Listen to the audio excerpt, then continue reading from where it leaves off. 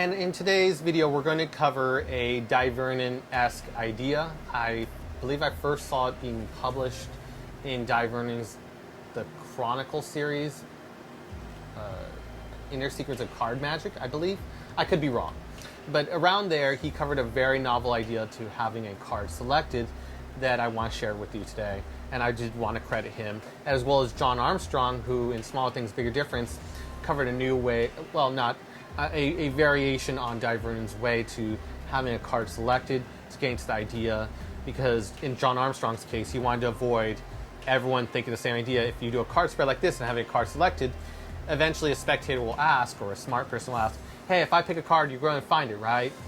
And it ruins that dynamic. But by changing the dynamic, we'll cover today, I'll actually show it to you. So you have a spectator, I'll have them look through all the cards, they take one for themselves, and place it towards their heart.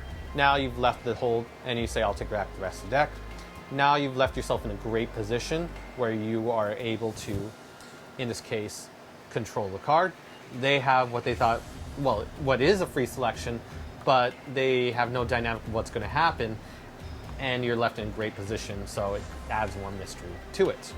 So, to go into the idea, and the other idea or part about this, the freedom of it, is that the spectator is more involved, and the more the spectator is involved in the effect, the more powerful the effect can be. Like, I got to select, I got to control it, and adding those dynamics adds to the whole power of a routine. So, as Magic Castle would say, if you put in spectators' hands in some context, or the more you do it, the better card trick. So, let's get into this idea.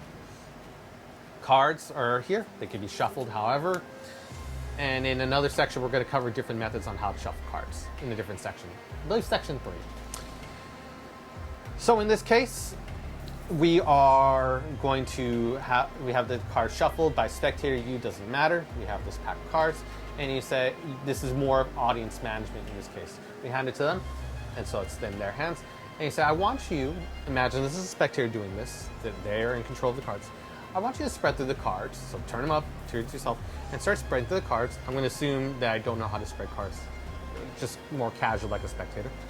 And I want you to take one you like, or just take notice of one you really like, and take it and place it towards your heart. They do so. And then you can set the rest of the cards here on the table, or I'll take back the rest of the cards. Okay? And so now you're in a great position where they have selected their own free choice card. It seems it changes the dynamic of what's going on, as John Armstrong mentions, and then they take back the deck. Vernon's idea originally was to be able to place it towards your heart, adding like we're going to do a mentalism styled effect, where we're going to mind read their cards, and none of the rest of the cards matter in that case, which they wouldn't. So Vernon and John Armstrong had very, very similar ideas on this. And it leaves you in the free dynamic of having the card put back. In previous videos, we can do a card spread and have the card returned. And then we control it however we wish. Or we can be able to, dribble it however you want to go about it. And they put their card back. And then you go into the effect. And remember, keeping, as I mentioned in other videos, ad infinitum, I'll mention it. Break below, as you get a pinky break. And you put the cards on top, this card will be controlled to the bottom of the deck. Show it, pinky break above the selection. As the cards go on top, the card will be controlled to the top, as in this example. And I'll cover the actual control in the next video, but I just want to cover the dynamics of a very, very fair card selection where the spectator can select their cards, and it seems like it's more impossible. And it also saves you the effort of having to do a card spread, if you wanted to do that. Well, possible ways to do it, and it just seems so simple to let them choose. And it's very novel. I just think it's so cool when Vernon actually published that idea. Let me make sure I got everything. Yeah, that's just the general idea on how to do that. Have spreading it, placing it towards the heart,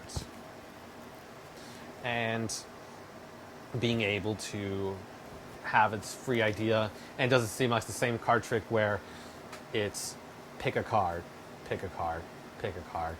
And the hecklers aren't wrong, because in the idea, pick a card, you're going to find it, but this changes that dynamic enough that it seems novel and everyone feels more fun and It doesn't feel like a card was selected, it was just thought of or just removed.